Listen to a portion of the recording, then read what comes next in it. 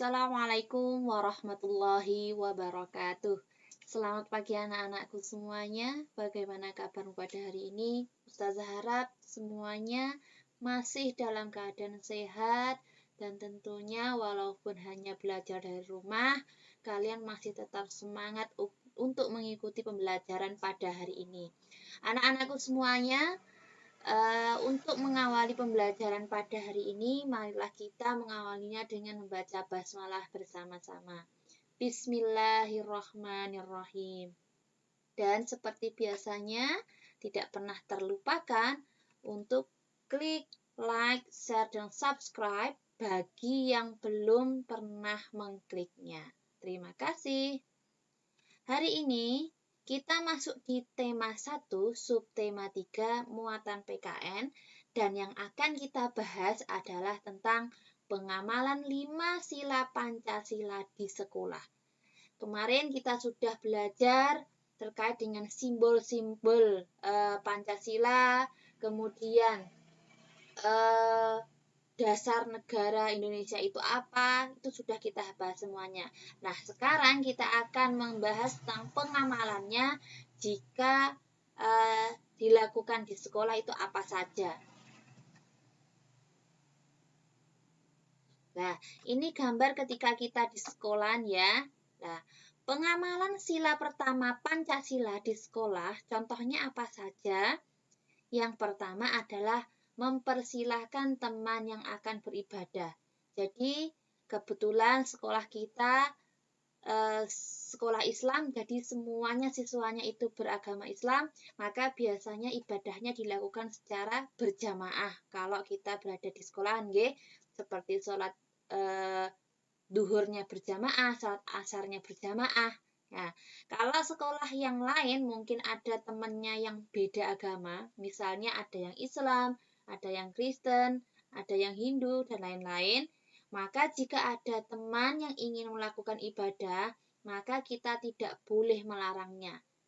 Seharusnya kita harus mempersilahkan mereka untuk melakukan ibadah terlebih dahulu. Seperti itu. Kemudian yang kedua, berdoa bersama sebelum belajar di kelas. Jadi, ketika mengawali pembelajaran seperti tadi, kita sudah mengawali dengan basmalah ya.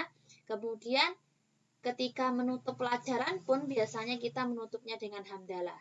Nah, hal-hal semacam ini itu masuk dalam pengamalan sila pertama Pancasila yang di sekolahan. Karena apa? Sila pertama itu hubungannya langsung kepada Tuhan, yang berhubungan dengan Tuhan, yang berhubungan dengan agama, itu masuk di sila yang pertama.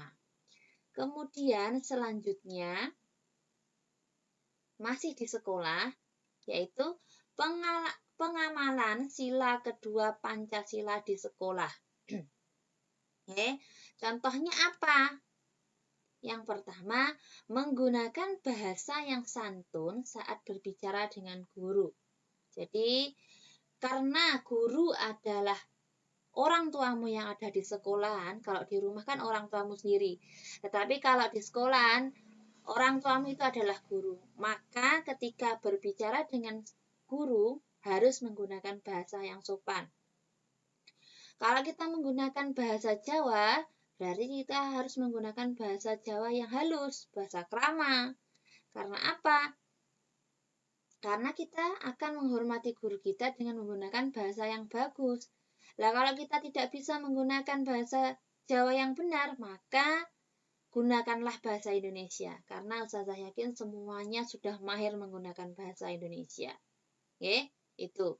Kemudian yang kedua, menolong teman yang mengalami kesulitan. Jadi ketika ada teman, entah itu teman satu kelas atau teman yang beda kelas, jika mereka membutuhkan pertolongan, maka harus kalian tolong. Tapi ingat, menolong dalam kebaikan, bukan menolong dalam keburukan. Misalnya, menolong dalam keburukan itu ketika ulangan, ya kan?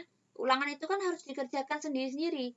Tapi kamu malah memberi jawaban kepada temanmu. Lah, itu yang menolong tidak boleh dilakukan.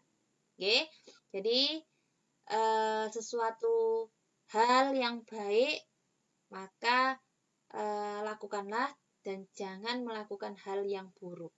Oke. Jadi ini adalah contoh dari pengamalan sila kedua Pancasila di sekolah. Kemudian selanjutnya pengamalan sila ketiga Pancasila di sekolah. Sila ketiga Pancasila adalah Persatuan Indonesia. Kemarin masih ingat ya, Persatuan Indonesia dengan simbol pohon beringin. Ingat-ingat. Kita harus memiliki sikap bersatu tanpa saling membeda-bedakan satu sama lain. Jadi semua yang ada di sekolah kita itu adalah sama. Kalian adalah siswa-siswi SDIT Ar-Rahmah.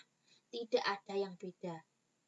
Miskin atau kaya, cantik atau tidak, pintar atau tidak, itu bukan hal yang membedakan. Ya, tidak ada yang beda. Semuanya sama. Semuanya adalah anak-anak ustazah, semuanya adalah murid SDIT Ar-Rahmah. Oke? Jadi, seperti contoh ini, bermain dengan teman dari berbagai suku bangsa. Jadi, ketika bermain dengan teman, ya tidak usah pilih-pilih teman. Semuanya teman kalian. Ya, tidak usah pilih-pilih teman. Tidak usah pilih yang pintar, tidak usah pilih yang ganteng. Semuanya sama. Oke? Jadi, sila ketiga itu intinya bersatu, tidak membeda-bedakan. Itu. Kemudian selanjutnya pengamalan sila keempat Pancasila di sekolah. Ingat, sila keempat kemarin simbolnya kepala banteng. Intinya adalah tentang bermusyawarah. Ya, yang berhubungan dengan musyawarah itu masuk di sila yang keempat. Nah, contohnya apa pengamalannya? Misalnya, musyawarah pemilihan ketua kelas. Jadi, memilih ketua kelas itu harus dimusyawarahkan dalam satu kelas. Tidak boleh langsung menunjuk siapa. Belum tentu teman yang lain setuju kalau anak itu menjadi ketua kelas di kelasmu. Maka, kita harus memusyawarahkan dalam satu kelas. Kita memilih siapa yang pantas untuk menjadi ketua kelas. Kemudian yang kedua, belajar kelompok. Misalnya, gurumu membentuk kelompok, kemudian dalam satu kelompok itu terdiri dari 5 orang misalnya. Nah, dalam satu kelompok itu nanti mereka akan belajar bersama-sama di situ. Nah, kegiatan seperti itu masuk dalam pengamalan sila yang keempat. Oke. Kemudian yang terakhir, menghormati pendapat orang lain. Ketika berdiskusi, ketika bermusyawarah, kemudian ada orang yang berpendapat, maka dengarkan dulu. Jangan memotong pendapat orang lain.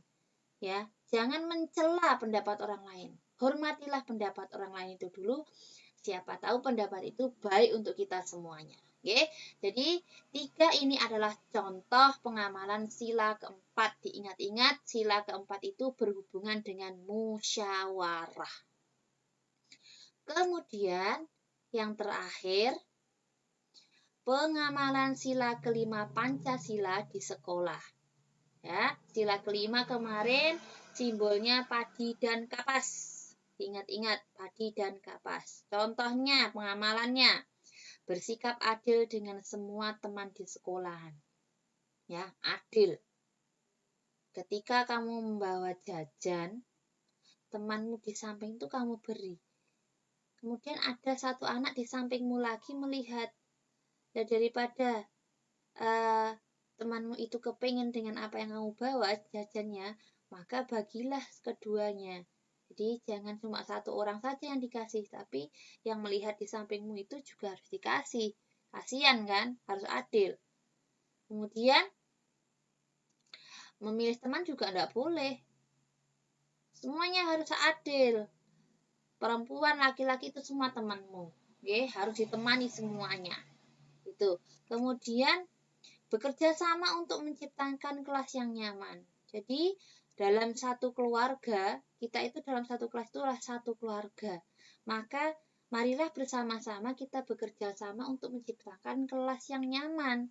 Jangan sampai kita dalam satu kelas itu merasakan tidak ada kenyamanan dalam kelas. Karena apa? Karena ada yang mungkin nggak mau berteman, mungkin sering membuat kegaduhan. Nah, itu yang menciptakan kelas tidak nyaman. Maka marilah bersama-sama kita membuat kelas kita itu menjadi kelas yang nyaman. Nah, itu adalah contoh pengamalan sila kelima Pancasila di sekolah. Begitu ya anak-anakku, tadi kita sudah membahas dari sila yang pertama, kedua, ketiga, keempat, dan kelima. Nah, sekarang ada tugas untuk kalian semuanya. Tugasnya gampang, yaitu kerjakan LKS halaman 65 sampai 66, Romawi 1 sampai 3. Kalian kerjakan di LKS saja ya. Hasil pekerjaan difoto dan dikumpulkan. Oke? Jadi tugasmu hari ini adalah mengerjakan LKS saja. Jadi biar LKSmu yang kamu beli itu berguna, tidak kosong ya. Dan kamu mendapatkan pengetahuan dari mengerjakan soal itu, oke? Mungkin itu yang bisa Ustazah sampaikan pada hari ini. Mudah-mudahan berguna untuk kalian semuanya. Dan pastinya sebelum kita tutup perjumpaan pada hari ini, marilah bersama-sama kita mengucapkan hamdalah. Alhamdulillahirrabbilalamin. Mohon maaf bila ada salah kata, ada salah ucap. Akhir kata, Assalamualaikum warahmatullahi wabarakatuh.